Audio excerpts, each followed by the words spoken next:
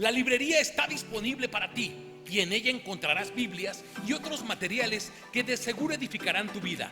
No te olvides pasar. Recuerda que todos los miércoles son miércoles de serie. Acompáñanos a través de nuestras diferentes redes sociales.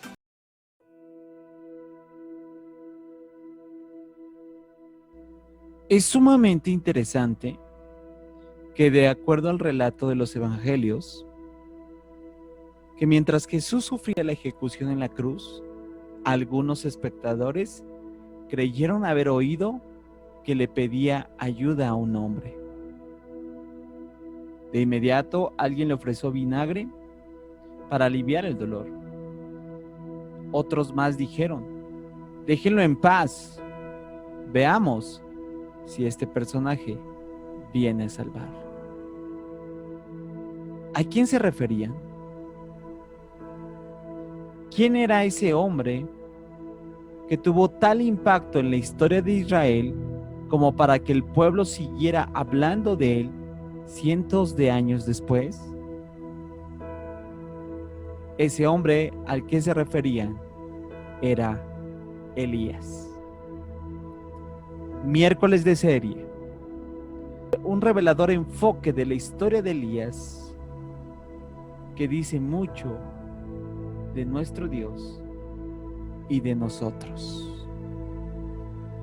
En abril, Elías, un hombre común y un Dios extraordinario.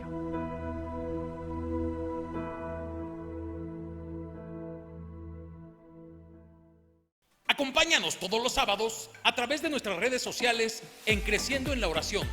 Nos puedes sintonizar en punto de las 8 de la mañana. ¡Te esperamos!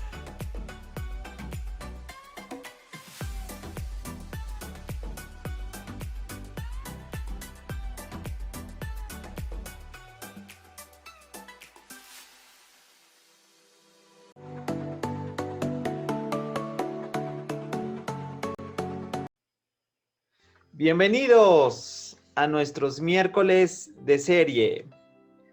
Muy buenas noches a todos los que se unen a esta transmisión. De verdad que es un privilegio poder dirigirme a ustedes en esta serie que comenzó la semana pasada. Elías, un hombre común y un Dios extraordinario. Este es nuestro segundo track de esta serie. Así que si por algún motivo te perdiste el primer track, te invitaría a que fueras al canal de videos y pudieses ver la introducción, porque qué importante es que vayamos de una manera sistemática, observando detalle a detalle las cuestiones que son tan importantes que la palabra de Dios nos proporciona, porque de ahí, ¿verdad?, vamos a ser beneficiados, vamos a ser edificados, retados, confrontados y también muy, muy bendecidos por lo que Dios quiere hablar el día de hoy a nuestras vidas. Así que, qué gusto nuevamente recibirte. Bienvenidos a este track número 2 de Elías, un hombre común y un Dios extraordinario. Rápidamente, para poder conectar la semana anterior con esta sesión, recuerda que comenzamos a describir quién era Elías. La Biblia no nos enseña mucho de dónde vienen, de cuál es su trasfondo, su genealogía. Por eso nos atrevemos a decir de que Elías era un hombre común. Sí lo veíamos en los tiempos donde se presenta, donde observamos que en un tiempo tan particular de la historia del pueblo de Israel, porque estaba atravesando un gran tiempo de oscuridad, un tiempo de decadencia espiritual, donde el pueblo de Israel se estaba desviando. Y en ese tiempo Dios levanta a hombres comunes, como lo fue Elías. Y lo más enfático que veíamos la semana pasada, el significado del nombre Elías, porque ahí está la trascendencia. No tanto cuáles son sus credenciales, sino lo que realmente Dios quiere hacer. Y Elías significa Jehová es Dios. Y es lo que realmente el ministerio de Elías se ve caracterizado, establecer en el pueblo de Israel que Jehová es Dios. Y hoy en día también nos encontramos en un tiempo de profunda oscuridad espiritual donde las personas están dirigiendo sus vidas como bien les parece, de una manera sin consultar a Dios, sin estar presente en sus vidas, y tratan de orientar, ¿verdad?, su espiritualidad a diferentes formas, diferentes situaciones, y que sin duda Dios en este tiempo está levantando a hombres y mujeres con esa peculiaridad, que establezcan que Jehová es Dios. De ahí el llamado que Dios nos hizo en la primera sesión de poder responder a estos tiempos que vivimos, donde Dios quiere establecer en nuestro entorno, en nuestra sociedad, que el Señor es Dios. Y bueno, eso fue la primera sesión y te vuelvo a recomendar, si te la perdiste, puedes ir al canal de videos. Y ahora quiero comenzar con el primer versículo del capítulo 17, que es donde aparece en escena nuestro personaje, el capítulo 17 del primer libro de Reyes, que es ahí donde vamos a partir. Y hoy veremos tan solo un versículo que es sumamente profundo, pero que también nos da evidencias claras, nos da detalles precisos de cómo está la situación, porque es una situación que se parece mucho a la de estos tiempos que estamos viviendo. Y esos mismos principios que vamos a encontrar son los que Dios desea que tú y yo apliquemos para poder ver el resultado que también en la vida de Elías y en el pueblo de Israel hubo. Así que, ¿qué te parece si me acompañas nuevamente a leer el versículo 1, que es preciso en cuanto a quién se dirige nuestro personaje principal? Dice, ahora bien, Elías, lo veíamos la semana pasada, que era de Tisbe, de Galat, le dice al rey Acab. Ahí quiero detenerme un poquito. Le dijo al rey Acab. ¿Quién era este rey Acab? Porque ahí es donde se centran los principales acontecimientos del ministerio de Elías en el reinado de Acab. Y bueno, vamos a observar lo que escrituralmente está de este rey. Yo te puedo decir Acab, de lo peorcito, de lo peor, no estoy exagerando, ahorita vamos a ver, que existió en cuanto a reyes en este tiempo. Reyes de Israel, que recuerda que la intención de Dios nunca fue que tuviesen reyes, sin en cambio, ¿verdad?, el pueblo de Israel quería ser como las otras naciones que también eran dominadas, sometidas, dirigidas por reyes humanos. Dios quería ser rey sobre su pueblo, el pueblo no lo entendió y ahora vemos, ¿verdad?, como lo hemos visto en todos los libros de reyes, cómo fue el resultado. Acab es un rey perverso que dirige una adoración, obviamente no a Dios, al Dios de Israel, a Jehová Dios, sino lo hace en toda una mala intención a otros dioses. Uno de ellos, Baal, que en su momento hablaremos un poquito más de él.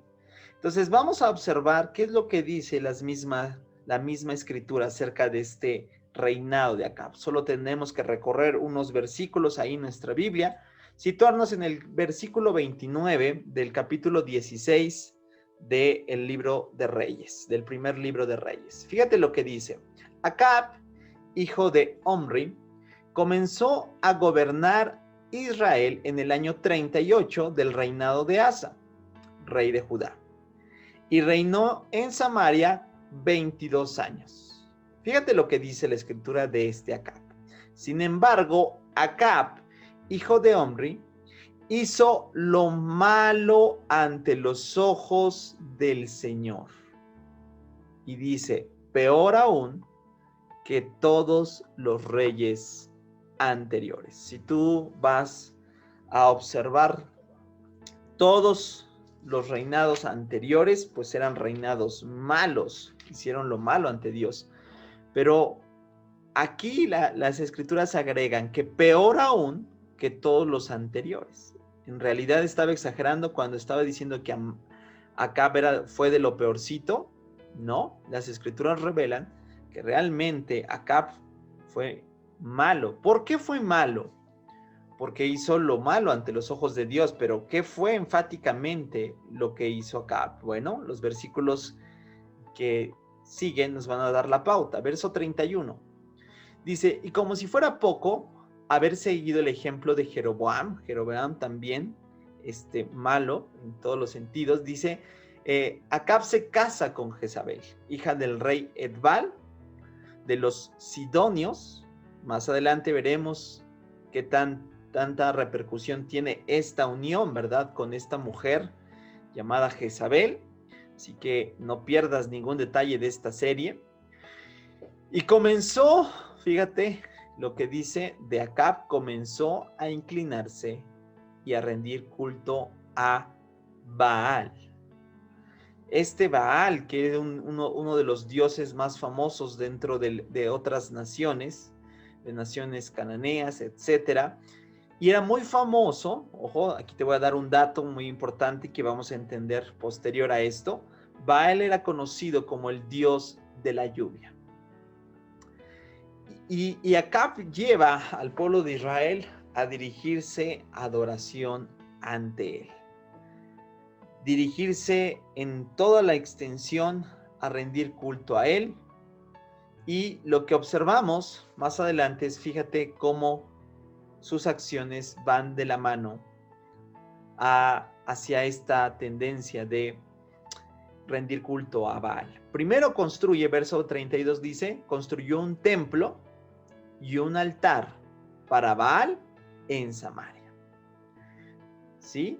Y estamos hablando de cuestiones totalmente contrarias a lo que Dios les había dicho al pueblo de Israel desde la ley de Moisés, el decálogo, Éxodo 20, ¿verdad? El primer mandamiento, ¿cuál es? No tendrás dioses ajenos delante de mí.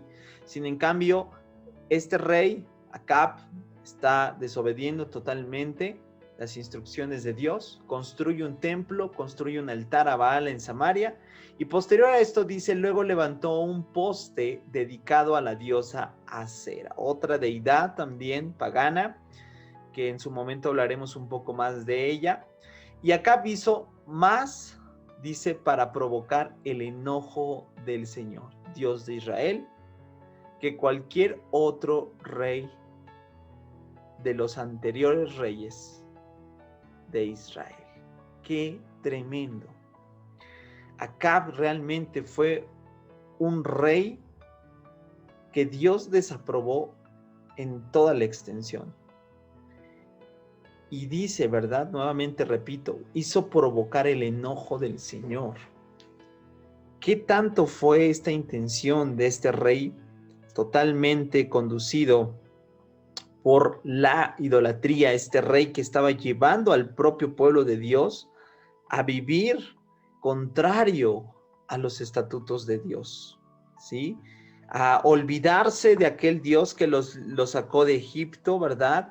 Que los cuidó en el desierto, que los guió hasta la tierra prometida, que los sostuvo en los días, ¿verdad? Ahí en el Sinaí, etcétera, etcétera, etcétera. Estuvimos contemplando todas esas verdades, esas conexiones que tienen que ver con la obra de Dios para el pueblo de Israel. Sin en cambio, Acab se ha olvidado, ha perdido el rumbo y ha guiado al pueblo a cuestiones tan lamentables como es la idolatría. Recuerda que el primer mandamiento que Dios establece es: no tendrás dioses ajenos delante de mí. Qué importante entonces entender la cuestión que están viviendo en este momento, y en este particular momento es donde Dios levanta a un Elías, a un Jehová es Dios. ¿Te das cuenta? En contra de todo lo que es el sistema de idolatría dedicado a Baal o a Acera, Dios levanta Elías, es decir, Jehová es Dios para contrarrestar todo aquello que es enfático hacia la adoración dedicada a otras fuentes que no son Dios. Y en ese momento vemos, quiero retomar en nuestro versículo clave, nuestro versículo que estamos desarrollando en esta noche. Fíjate, ya vimos a quién se dirige, a Acab, todo lo que representaba Acab, y le dice algo tremendo. Vive Jehová, Dios de Israel, en cuya presencia estoy. Wow. Tan solo esta frase, que no es solamente un título, no solamente es algo ahí elaborado como carta de presentación, sino que realmente define cómo era este Elías. Vuelvo a repetir, un hombre común, ¿verdad? Un hombre que no tenemos tantos detalles, que no sabemos de dónde proviene, sabemos que era tisbita, de las regiones de Galat, pero que no vemos más allá, así como muchos dicen, de repente Elías aparece, y también lo veremos, ¿verdad? En su momento, como también desaparece. Por eso no te pierdas detalles de toda esta serie. Pero nos dice claramente cómo era su actitud frente a Dios. Dice, en cuya presencia estoy. Algunas otras traducciones dicen, en la presencia de Dios habito. Y eso es, creo, lo clave para todos aquellos que hoy Dios está levantando en momentos tan difíciles, en momentos tan complicados de oscuridad espiritual, en los entornos donde podemos estar el día de hoy viviendo, que estos Elías tengan esta peculiaridad, que sean, en otras palabras, íntimos de Dios. En cuya presencia estoy habla de todo lo que conlleva tener un estilo de vida ligado a Dios. Dios está buscando hombres que, al igual que Elías, no tengan tantos, por así decirlo, habilidades o ciertas capacidades que los hagan destacar, sino que realmente puedan vivir en la presencia de Dios. ¿Qué quiere decir esto? Hombres y mujeres que decidan estar conectados con Dios en oración, que puedan identificar su voz todos los días, que puedan diferenciar las voces que se levantan a diario en nuestras vidas y que susurran a nuestro oído espiritual y nos dicen, haz esto, comete aquello, pero que saben diferenciar cuando esas voces están hablando a lo que es la voz de Dios. Porque aquel que puede diferenciar esa voz es porque realmente conoce a Dios, es un íntimo de Dios. Elías era un íntimo de Dios.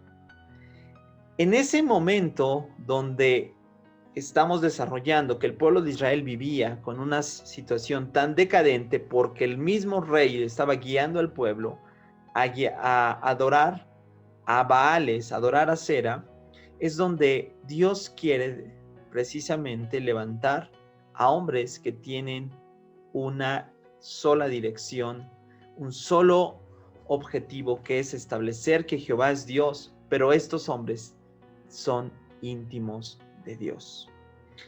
Hombres y mujeres que viven en un estilo de vida de oración, que realmente están centrados en buscar a Dios, que reconocen todo lo que en este tiempo necesitamos entregar, hacer, ejecutar en nuestras propias vidas, porque eso es lo que Dios quiere hacer. Establecer que el Señor es Dios en cada área de nuestras vidas, en cada círculo de influencia donde nos encontremos. Eso es lo que Dios quiere hacer. En cuya presencia estoy, habla de qué tan profunda es nuestra intimidad, de qué tanto estamos realmente involucrados con las cuestiones espirituales, las disciplinas espirituales, porque Dios no va a usar a aquellos que no estén conectados a su corazón. Dios no va a poder levantar, por más buenas intenciones que tengamos, a personas que realmente no vivan de acuerdo a esta intimidad que han establecido. Por eso, familia, ¿cómo es el día de hoy tu relación personal con Dios? ¿Cómo es tu acercamiento en oración en cuanto a la palabra de Dios? ¿Cómo está tu vida espiritual? Porque si eso no está primeramente dominado, no está realmente haciéndose un ejercicio constante, continuo, progresivo, no podremos identificar la voz de Dios. No podremos diferenciar lo que Dios quiere que hagamos si realmente no hay una conexión. Por eso es tan importante hablar de la intimidad personal, de aquella relación que establecemos cada uno de nosotros.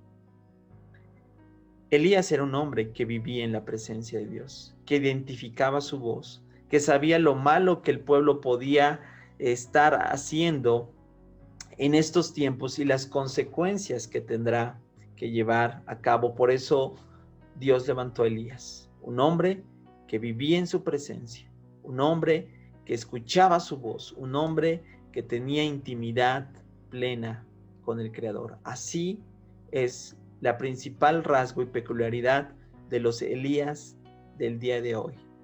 Los Elías del día de hoy son hombres y mujeres que viven en la presencia de Dios, que están conectados, que escuchan su voz, que saben diferenciar la voz del mundo, la voz de la carne, y saben ejecutar la voluntad de Dios, porque eso es lo que hace Elías.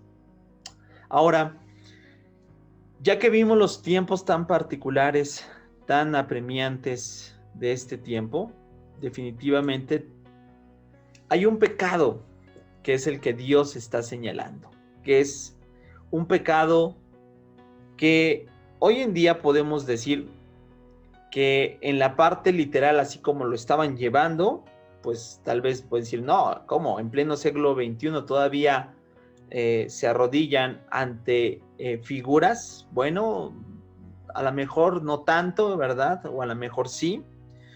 Pero más allá de este concepto, quiero definir lo que es idolatría, porque a veces pensamos que solamente la idolatría es aquella que está enfocada a darle adoración a una figura o a una escultura y nada más. Pero realmente la idolatría tiene que ver con todo aquello que le dedicamos lo primero o lo más importante en nuestra vida y le rendimos, ¿verdad? De alguna otra manera mayor importancia que a Dios. Es decir, idolatría es todo aquello que ocupa el primer lugar en nuestra vida por encima de Dios. Por eso, si tú nuevamente haces el análisis de los 10 mandamientos que se encuentran en Éxodo 20 a partir del versículo 3, lo que Dios señala es: no tengas ningún otro Dios aparte de mí. ¿Sí? Ese es el primer mandamiento. Entonces, idolatría, hoy en día podemos estar cayendo en algún tipo de idolatría. Bueno, yo creo que tú vas a conocer la respuesta una vez que desarrolle lo que hoy en día podría ser esta tendencia a poder caer. Porque creo que hay 3 principales áreas que se clasifican para el día de hoy, llamémoslo así, la idolatría contemporánea, de esos acercamientos que incluyen grandes cuestiones que pueden estar, recuerda, como la esencia de la idolatría, desplazando el primer lugar a Dios en nuestras vidas y colocando algunas otras tipos de tendencias. Así que quiero desarrollarlo en 3 diferentes categorías. Porque tal vez hoy no estén las esculturas en nuestras casas, en nuestras oficinas y en nuestros lugares de trabajo, pero tal vez sí están cuestiones como las que vamos a hablar hoy en día en nuestros corazones. Entonces, comenzando con los dioses que yo llamo humanistas. ¿Qué es ese tipo de idolatría en esta primera categoría? Los dioses humanistas incluyen a todas las personas que les hemos dado un lugar, como las famosas estrellas, ¿verdad?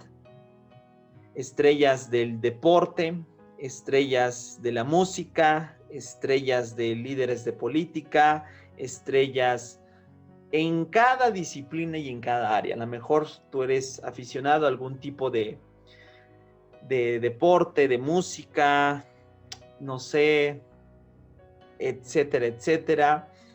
Y si te das cuenta, hoy en día esas personas son sumamente populares, son sumamente, más allá de sus habilidades o dones naturales, son sumamente aclamadas por una sociedad porque los ha llevado precisamente a idolatrar.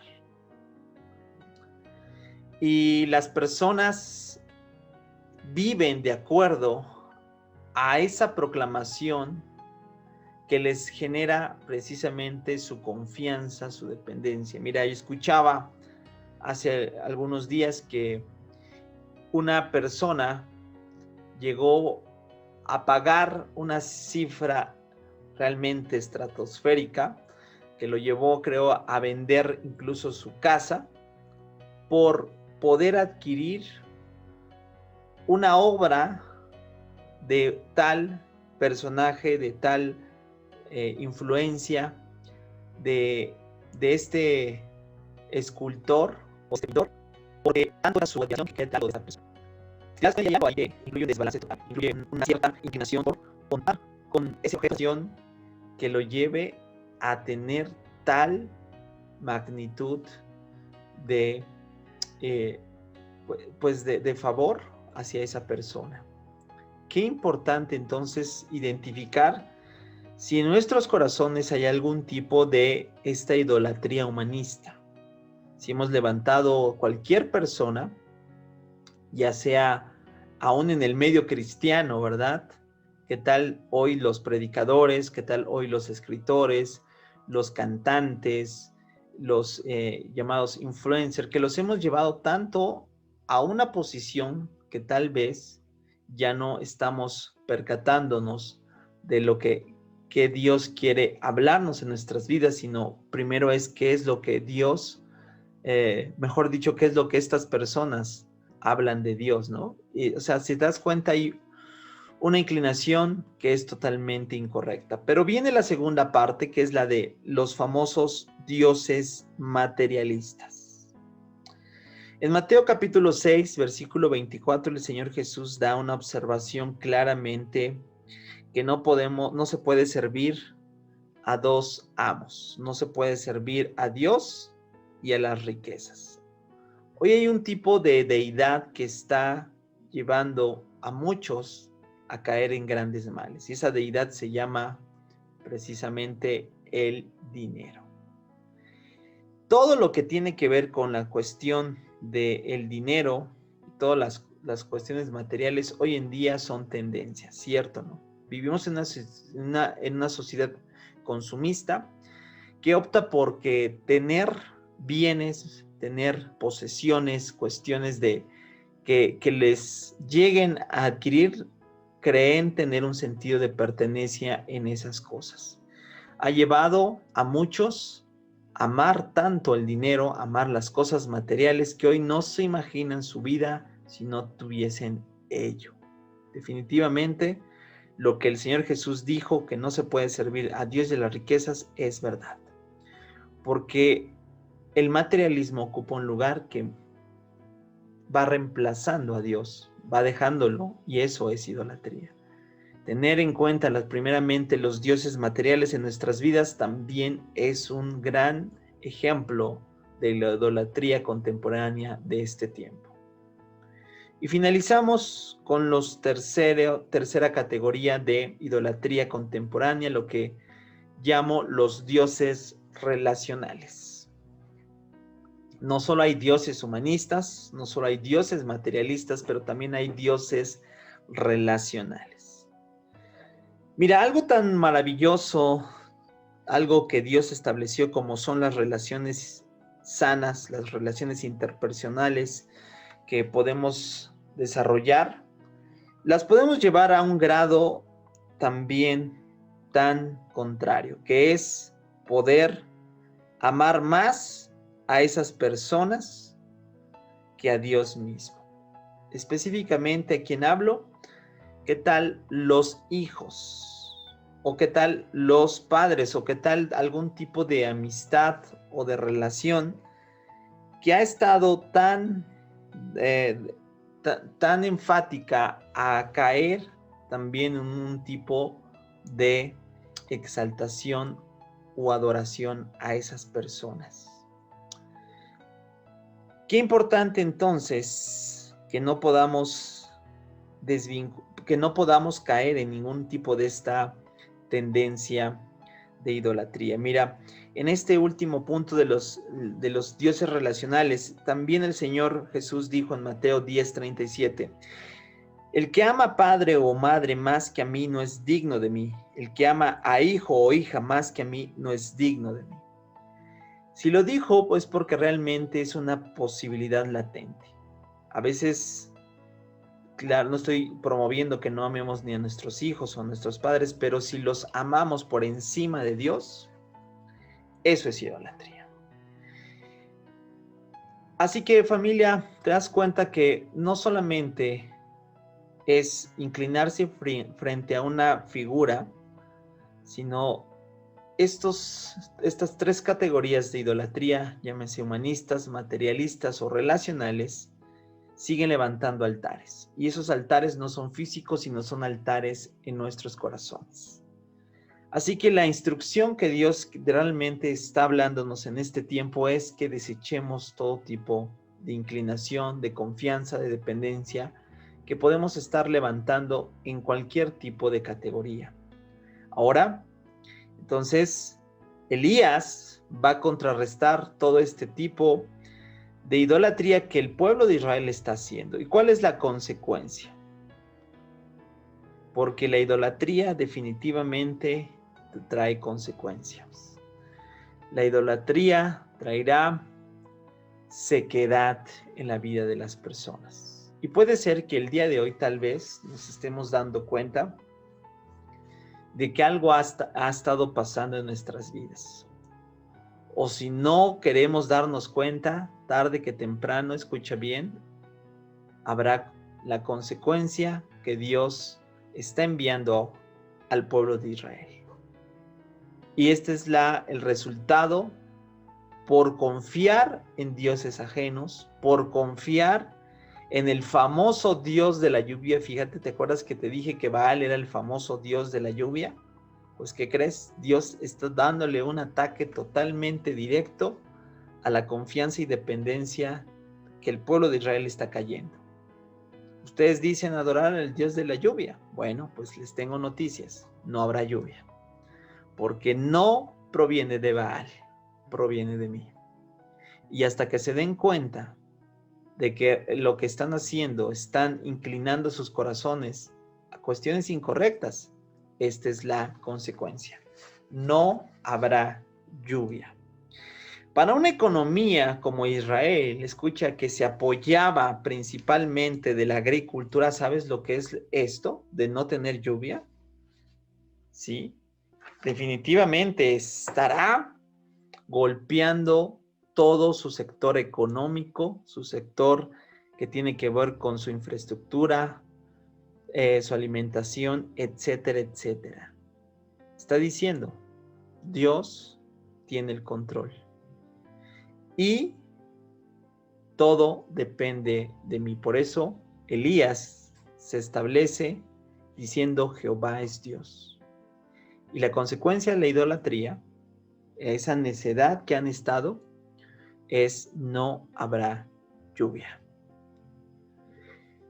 Quiero decirte que esto que está estableciendo, lo que veíamos en el versículo, no es nada diferente de lo que Dios ya había advertido al pueblo de Israel muchos años antes, cuando estaban por entrar precisamente a la tierra de promesa. En aquel entonces Moisés era el encargado de decirles las advertencias al pueblo de Israel. Lo que iba a suceder si en algún momento dejaban a Dios y se inclinaban a otros dioses. Y vamos a verlo porque está registrado en el libro de Deuteronomio. Capítulo 11, vamos a observar lo que Dios ya le había dicho al pueblo de Israel años antes. Así que en el versículo 16 del capítulo 11 de Deuteronomio, fíjate lo que les dice por medio de Moisés. Pero ten cuidado, no dejes que tu corazón sea engañado y entonces te alejes del Señor y sirvas y rindas culto a otros dioses. Fíjate, ya Dios estaba advirtiendo lo que podía suceder. Consecuencias. Si haces eso, ¿cuál? Lo que acaba de decir, si te vas hacia otros dioses, dice, el enojo del Señor arderá contra ti. Entonces cerrará el cielo y detendrá la lluvia y la tierra dejará de producir sus cosechas. Así que pronto morirás en esa buena tierra que el Señor te da. El Señor cerrará el cielo y detendrá la lluvia. Es lo que ahora Elías está estableciendo. Entonces, no era desconocido, no era para nada, pero ¿sabes qué? El pueblo lo había olvidado. El pueblo se había alejado de la instrucción de Dios y el pueblo estaba precisamente dando evidencia del resultado de su desobediencia, de su idolatría. Familia, la sequedad es precisamente el reflejo de no poder depender de Dios, de no tener consigo a Dios como primero en sus vidas. Si una persona o una familia o cualquier individuo persiste en caer, ya sea en cualquier tipo de idolatría, llámese humanista, materialista, relacional, y está dejando a Dios, lo que le espera es que Dios cierre toda fuente que hace sustentar y que hace florecer la vida. El fin que le espera a una persona que persiste estar en una inclinación de traerle devoción o traerle adoración a otra fuente que no sea Dios, Dios se encargará de cerrar los cielos. Familia, estamos a buen tiempo de poder entender lo que hoy Dios quiere enfatizar en nuestras vidas.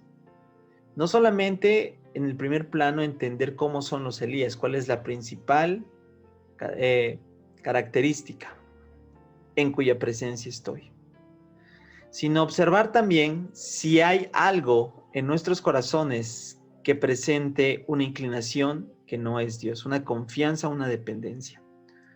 Porque Dios desea que en estos tiempos donde las personas están inclinadas a buscar otras fuentes, seamos los Elías que van a decirles, Dios detendrá la lluvia.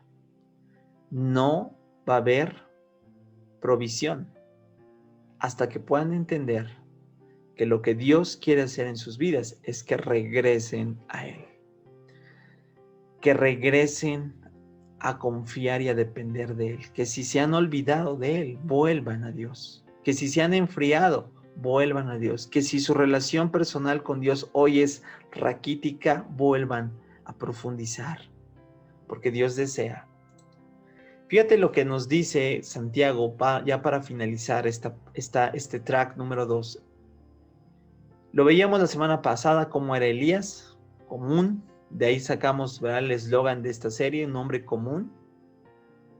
Sin embargo, fíjate que dice, cuando oró con fervor para que no cayera lluvia. Y es lo que estamos observando en este primer versículo. Es decir, Elías oró con fervor para que no cayera lluvia. Dice, Dios lo escuchó. Bueno, en otras palabras, Dios llovió. Pero no llovió durante 3 años y medio. Esa fue la consecuencia de la desobediencia del pueblo de Dios. Para un rey perverso, para un rey que había tomado muchas malas decisiones, ahora Dios está enviando a un profeta que le está diciendo, tienes que volver a Dios. Tienes que arrepentirte, tienes nuevamente que reconocer a Dios en tu vida para que así puedas vivir de acuerdo a lo que Él está llamándonos para este tiempo. Se parece tanto a los tiempos que estamos viviendo.